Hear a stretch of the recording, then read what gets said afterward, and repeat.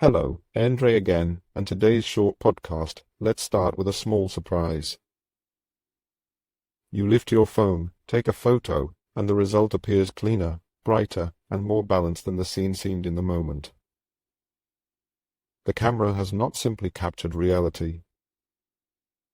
It has interpreted it. Inside the handset, the lens gathers light, but the most important work happens after the shutter is pressed. In a fraction of a second, the phone may record several frames, each with slightly different brightness and detail. Software compares them, rejects blur, lifts shadows, tames highlights, and assembles the strongest parts into one image. This is computational photography. It is the meeting point of optics, sensors, processors, algorithms, and artificial intelligence.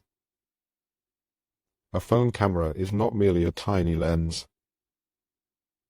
It is a camera attached to a miniature computer that decides how the photograph should look. The need for such help is simple. Phone sensors are small. They struggle when light is scarce, when a sky is much brighter than a face, or when a scene contains fine detail that would be easy for a larger camera to hold. Software compensates for those limits by adjusting contrast, color, sharpness, and noise before you ever open the gallery. One of the best-known techniques is HDR, high dynamic range.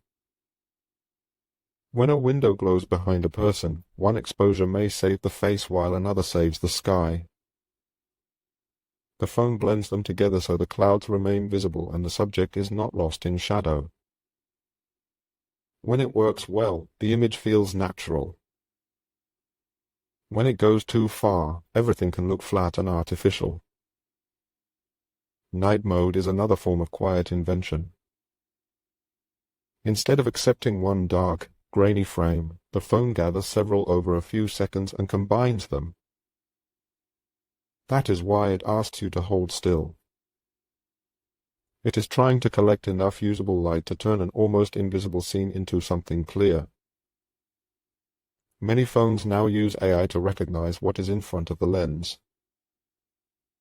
A face, a plate of food, a flower, a document, a sunset, a pet, a building, each may trigger different treatment. Faces can be brightened and softened, food can be made richer, and documents can be straightened and sharpened until the camera behaves like a pocket scanner. Portrait mode shows the most obvious trick.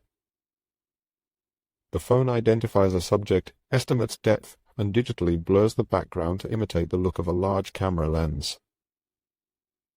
Sometimes it is convincing. Sometimes hair, glasses, hands, or jewelry confuse it, leaving odd edges or misplaced blur. Zoom has become smarter as well. But overall, computational photography is here to stay.